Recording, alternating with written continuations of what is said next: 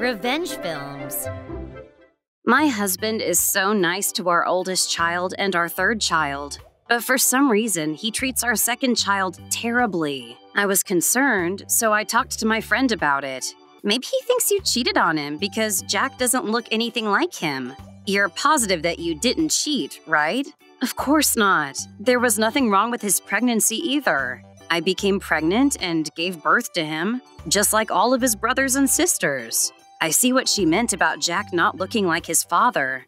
But I've heard before that boys tend to look like their mother, and it's quite common for them to not look like their father. So I just couldn't imagine that to be the reason why his attitude was so apparently different towards Jack. I took everything into consideration and had a discussion with my husband. If you're treating him so badly because you think I cheated or something, I'm willing to do a DNA test, so please, you have to change the way you treat him. But I was surprised at my husband's response. Do not do a DNA test. If you do, we're done. He refused to let me get a DNA test and wouldn't tell me the reason for his actions. So nothing was really solved. I felt so bad for Jack because he was raised in this same family, but was singled out and treated so badly by my husband. My eldest son was a very energetic and nice boy. Jack was much calmer, but a very good listener. And my daughter was a sweet child who loved her brothers. They were all such sweet children and got along perfectly well. I really couldn't think of any reason why my husband would discriminate against Jack, besides the possibility that he suspected me of having an affair. But he refused to let me get a DNA test, and I was confused.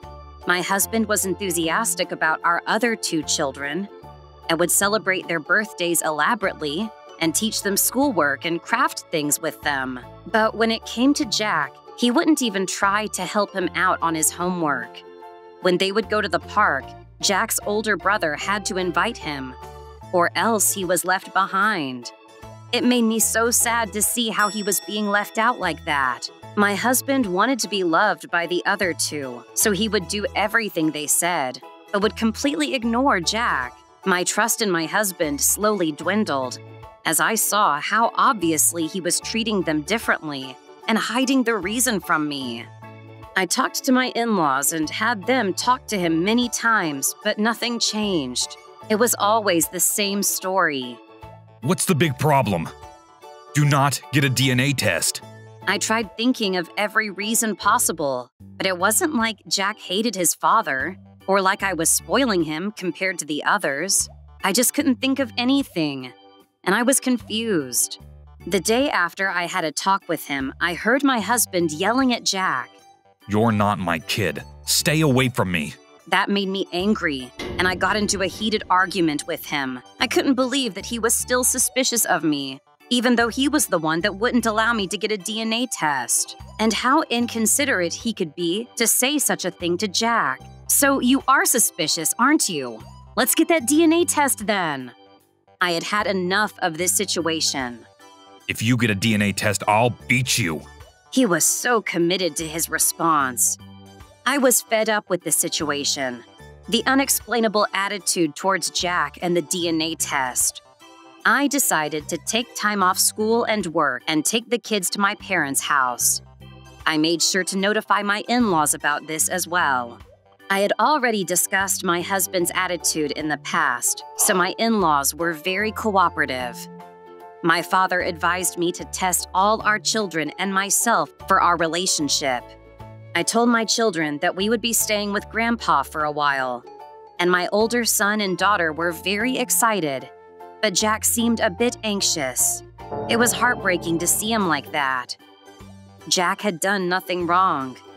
Not only that, but he always had his father on his mind. It just made me want to get to the bottom of this situation as soon as possible. Even though my husband was treating him so badly, he had seen how nice his father was to his other siblings, so he believed from the bottom of his heart that if he was a better son, his father would be nicer to him. It was so painful to hear him say that. Looking back, I remembered back when Jack was born, My husband did play with his brother quite often, but still cared for Jack now and then. It was after our daughter was born that he gradually started ignoring him. That evening, my husband noticed that we were gone and started calling me like crazy. I finally picked up the phone, and we argued late into the night, but things got much more heated than usual. If you get a DNA test, that will be the end of you. If you love Jack, don't get a DNA test. Now he was really making no sense. My father had found me a lawyer, so he shut my husband out and proceeded with the DNA tests to get to the truth. With cooperation from my in-laws, we went forward with the DNA tests to see if my children were related to us. That's when I found out something unbelievable. Jack was the only one who wasn't related to his in-laws. Not only that, but his blood also wasn't even a match with my own. I could remember going through all of that pain to have him, yet he wasn't related to me by blood. My mind just went blank from confusion. I told my in-laws about what I had discovered, and they pressed my husband for answers. At first, he was angry about the fact that I had gotten the test, but after being scolded by his parents, he started explaining the truth of what happened. The fact was that Jack was the child of the girl that my husband was having an affair with. This was way more than I had even imagined, and all I could do was listen in awe. When I was pregnant with our second son, he was having an affair with one of the other pregnant ladies at the hospital. She was the daughter of the director of the hospital that I was being checked at. This daughter had told him, "I want to raise your child." He was hesitant at first, but when she said, "If you don't trade me, I'll tell your wife everything," he gave in and agreed. Basically, he had exchanged our children to hide his affair and couldn't love Jack because he knew that he wasn't related to him. That's why he was able to treat him so badly and ignore him. It made me sick to my stomach, finding out the truth and how selfish my husband was. Honestly, if he hadn't discriminated our children, I don't think I would have ever gotten these tests. My husband claimed that he wasn't in touch with the girl anymore, so he had no idea how our real child was even doing. That was unbelievable in itself. The hospital was already shut down, and there was no way to find out where she had gone, apparently. While my lawyer processed the information and searched for the location of the woman, I also decided to proceed to file for divorce. When I told my husband that I wanted a divorce, he tried to convince me otherwise. I don't want to break up with you. We can put Jack in an orphanage and start over as a family. I couldn't believe those words, and I just exploded on him. I've never been more furious in my life. I can't recall much.